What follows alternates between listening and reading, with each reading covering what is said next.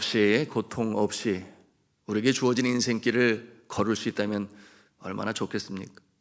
그러나 그와 같은 사람이 과연 이 세상에 얼마나 있을까요? 성장의 봄, 녹음의 여름, 결실의 가을, 그리고 이 계절이 지나고 나면 추운 겨울이 오듯이 우리 인생에도 추운 겨울날이 있습니다. 춥고 어렵고 지치고 힘들 때죠. 그러나 추운 겨울도 계속되지는 않습니다. 3달이 지나고 나면 그 추운 겨울을 뚫고 따뜻한 봄은 다시금 찾아옵니다. 며칠 전 영하 10도 이하의 날씨가 3일 동안 지속되었습니다. 그리고 나서 점차로 누그러지더니 오늘 새벽 기온이 영하 3도, 낮에는 영상 1도라고 그래요. 그러니 견딜만 하지요. 사만사온이라고 합니다. 3일 춥고 나면 또 4일은 누그러지는, 그래서 살만한 곳이 있죠. 비가 많이 내리고 눈이 많이 내려도 누구나 다 합니다. 결국은 그 폭우도 폭설도 그칠 날이 오고야 만다 하는 것을 알아요. 중요한 것은 무엇이겠습니까? 잘 견뎌야 하는 것이죠.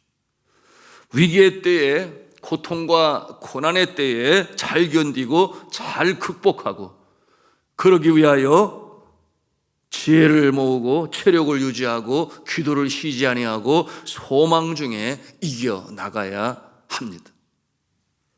오늘 성경의 욥이 어려운 처지에 있습니다. 본인은 알지 못해요. 이 고난의 날이 1년을 채 넘기지 못할 것이었어요. 그러나 이 의로운 주인공인 욥은 오늘도 여전히 불같은 이 시련 속에서 있습니다. 찾아온 친구들이 인과응보의 상식을 들이대면서 까닭없는 고난이 어디 있겠느냐, 죄로 인한 것이니 너 자신을 뒤돌아보고 철저히 회개하고 용서함을 받아라. 너는 죄 없다고 주장하지만 뭔가 죄를 지었기 때문에 벌을 받는 것이 아니겠느냐, 아주 냉정한 어조로 욥에게 그렇게 조언을 주고 있습니다. 그러나 욥기의 초반부를 읽은 저나 여러분이나 이미 잘 알고 있지 않습니까? 욥은 당대의 의인이었어요. 존경과 존중을 받았으며 하나님의 사람이었습니다. 고난이 오게 된 것은 사탄이 그를 시험하고자 함이요, 이를 하나님께서 허락하셨기 때문에. 그래도 믿음을 저버리지 아니할 것이다. 이와 같은 허락하에 이 어려움이 임하게 되었어요. 그런데 이 사실을 알 리 없는 이 친구들은 자꾸만 딴 얘기를 하고 있는 것입니다. 심는 대로 거둔다. 인과응보의 그 경험과 전통에 근거하여 고난을 분석하고 나름대로 이 욥에게 조언을 주고 있습니다. 이 인과응보의 원리, 거기에서 욥도 다를 바가 없다, 그런 내용으로 전하는 것입니다. 그러나 때가 되면 알게 될 것이죠. 인과응보를 넘어서서 하나님의 섭리, 하나님의 손길은 너무나 심오하고 헤아리기 어려워서 우리 인간은 이해할 수가 없다. 그러나 그 인과응보의 그 너머에 계신 하나님의 심오하고도 깊은 섭리에 대해서 결국 욥도 알게 될 것이요, 그 친구들도 알게 될 것이었습니다. 과거 미국 뉴 잉글랜드주 동부 한 연안에 있었던 일인데요, 이 어촌 마을에서 이른 아침에 많은 고깃배가 출항하였어요. 고기를 많이 잡는 어획기 때문이었기 때문에 한 배도 남지 아니하고 다 출항했습니다. 그날 저녁에 만선이 되어서 돌아올 계획이었습니다. 그런데 예기치 않은 일이 벌어졌으니 오후에 큰 태풍이 일게 되었어요. 저녁이 되었음에도 불구하고 한 척도 되돌아오는 배가 없었습니다. 큰일 났어요. 그 어부들의 가족들은 안타까운 심정으로 하나님께 간절히 기도했습니다. 그런데 설상가상으로 그 마을에 한 집에 불이 났습니다. 하지만 남편들과 장정들은 전부 고기를 잡으러 나갔으니 불을 끈다는 것은 불가능했습니다. 그리고 어둠이 지난 다음날 새벽에 참으로 기쁘고 감사하게도 모든 어선들이 무사히 돌아올 수가 있었습니다. 그때 불타버린 집의 여주인만이 울상을 지으며 눈물을 흘리며 남편에게 말했어요. 여보, 우리는 이제 망했어요. 집도 타고 모든 물건들이 다 타버리고 말았어요. 그 말을 들은 이 남편이 놀랐지만은 그러나 마음을 가라앉히고서는 천천히 그 부인에게 말했습니다. 여보, 오히려 그 불을 주심으로 인하여 하나님께 감사해야 돼요. 왜냐하면 그 불 때문에 모든 어선들이 무사히 돌아올 수 있었어요. 무슨 뜻이겠습니까? 생사를 뚫고 돌아온 그 곁에 있는 그 마을 사람들이 고개를 끄덕이며 함께 동의를 했습니다. 왜 그렇겠어요? 그 캄캄한 칠흑 같은 밤에 태풍으로 인하여 항로를 잃어버린, 그러므로 표류하고 유리하는 배들이 어디로 가야 할지 알지를 못했어요. 그런데 한쪽에서 멀리서 불이 타고 있는 모습이 그들에게도 비춰왔으니 저기가 우리의 마을이야. 그곳을 등대 삼아서 다시금 돌아오게 되었으니 그처럼 칠흑 같은 그 태풍 속에서도 무사히 귀가할 수가 있었던 것이었습니다. 사랑하는 성도 여러분, 이 사람의 생각은 한계가 있어요. 그것을 욥기서를 통해서 우리에게 보여주고 있는 것입니다. 더욱이 앞날에 대해서는 더욱 그렇지 아니합니까? 그러나 하나님은 미리 다 내다보시고 다 알고 계시죠. 하나님께서는 그 모든 내용을 다 알고 계시고, 이 특별히 이 믿음의 사람에게 닥쳐오는 이 환난과 고난에 대하여 우리 하나님은 모르실 리가 없습니다. 그 끝날까지도 다 알고 계시죠. 그러나 사람들은 당황해합니다. 그 고난이 마치 영원히 지속될 것처럼 언제 끝날지 알 수가 없으니 그렇게 영원히 지속될 것처럼 여기게 되면 결국 절망에 떨어지게 되고 슬픔에 잠기게 되고 심지어는 자포자기하게 돼요. 의인인 욥도 어쩔 수가 없었습니다. 그처럼 신앙이 있음에도 불구하고, 의인이었음에도 불구하고 마음이 무너집니다. 오늘 10장의 내용이 바로 그런 욥의 모습을 보여주고 있는데요, 그에게 조언을 준 이 친구인 빌닷에게 대응하지 아니하고 이 욥이 오히려 하나님을 향하여 그가 하소연합니다. 기도합니다. 그 해결되지 않는 문제, 왜 내가 고통을 당해야 합니까? 그 이유를 알려주세요 하는 이 질문을 지속적으로 하나님께 드리고 있는 내용이 바로 오늘 이 10장의 내용인데요, 우리 10장 1절 2절 말씀 같이 읽도록 하겠습니다. 시작. 내 영혼이 살기에 곤비하니 내 불평을 토로하고 내 마음이 괴로운 대로 말하리라. 내가 하나님께 아뢰오리니 나를 정죄하지 마옵시고 무슨 까닭으로 나와 더불어 변론하시는지 내게 알게 하옵소서. 그럼 이 말씀에서 변론이라고 하는 이 단어는 하나님께서 말씀을 하시는데 도대체 무슨 내용인지 알지 못하는 내용으로 이 욥에게 말씀하신다. 그러니 자기는 도무지 알 수가 없다라고 하는 불평을 이렇게 표현하고 있어요. 주가 주시는 고난의 이유를 알 수 없다 하는 것입니다. 그래서 하나님을 향하여 이제 불평을 하는데 나를 정죄하지 마옵소서, 이런 내용으로 욥이 하나님께 아뢰는 것입니다. 그가 첫 번째로 불평하는 내용을 보니 나를 사랑으로 지으실 때는 언제고 이제 와서 왜 나를 이렇게 힘들고 어렵게 합니까? 그런 내용이에요. 욥이 이러한 내용으로 계속해서 하나님께 불평을 반복하고 있습니다. 3번이나 반복하고 있는데요, 먼저는 3절 말씀이에요. 우리 3절 말씀에 보니 주께서 주의 손으로 지으신 것을 학대하시고 멸하시고, 자신을 빗대어 말하는 거죠. 나를 창조하시고 사랑으로 생명으로 이 땅에 보내실 때는 언제고 왜 이렇게 나를 힘들게 합니까? 두 번째는 8절인데요 8절과 이어지는 9절 말씀 같이 읽겠습니다. 시작.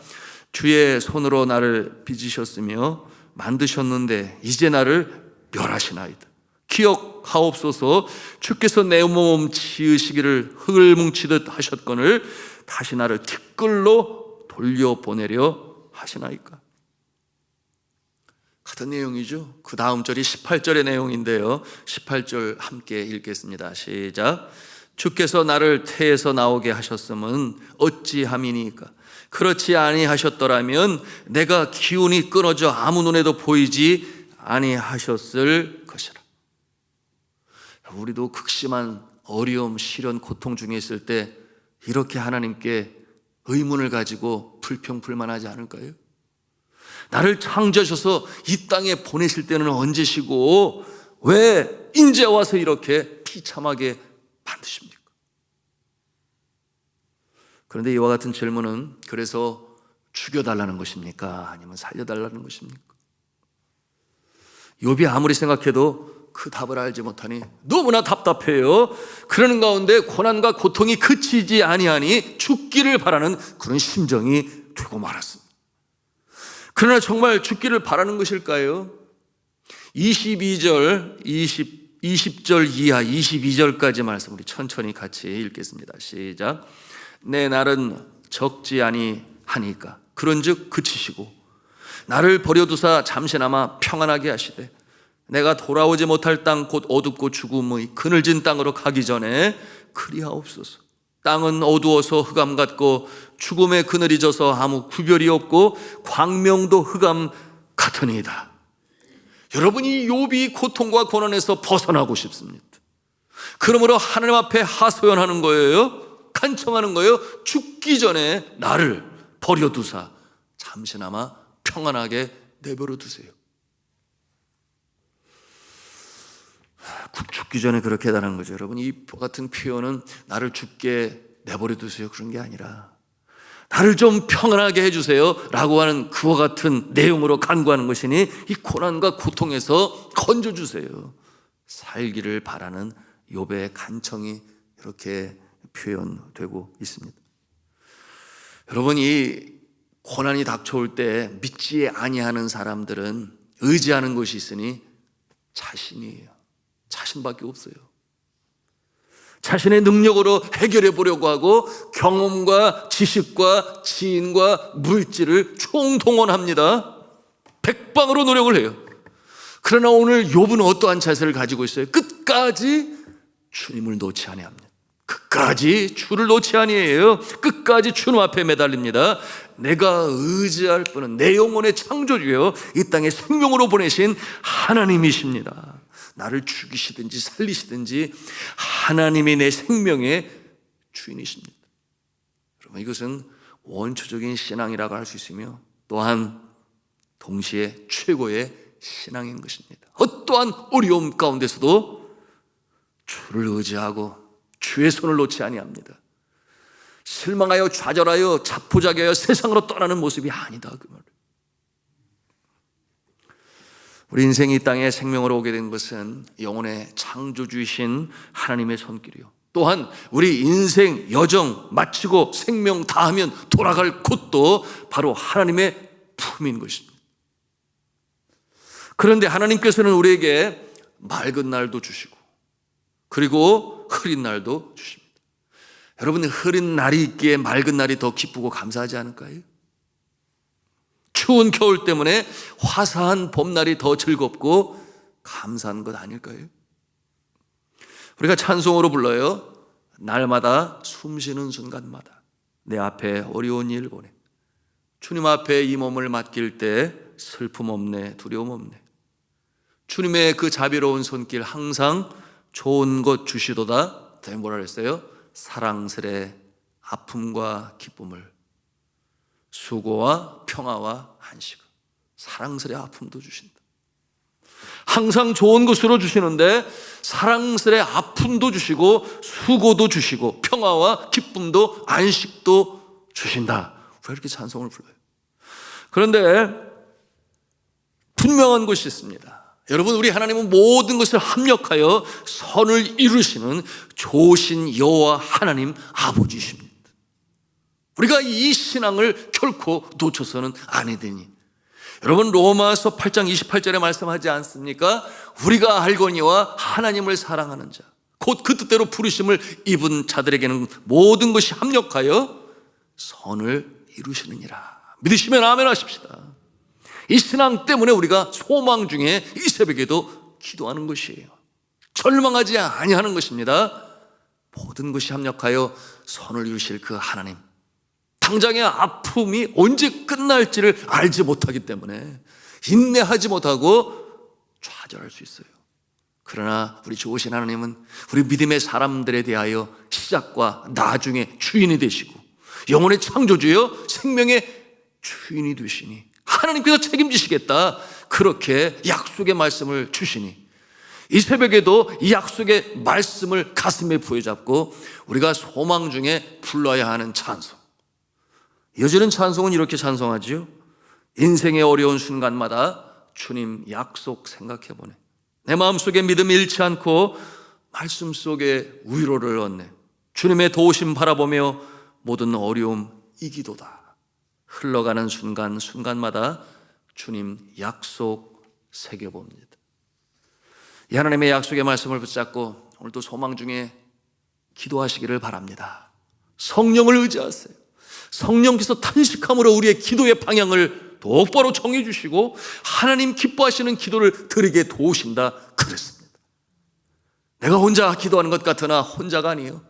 최소한 그 기도를 받으시는 하나님, 그리고 그 기도를 올리시는 하나님, 그리고 곁에서 우리의 마음을 위로하시고 기도를 도우시는 성령님이 계시기 때문에 여러분, 오늘도 우리는 어려운 때를 이겨나갈 수 있는 것이니 마침내 1년이 채 되지 않아 그 기쁨의 날로 회복되었던 욥과 같이 어려운 때 더욱더 주님의 손을 잡고 일어나 전진해 나가시는 저 여러분 다 되시기를 저는 주 예수 그리스도 이름으로 축원합니다.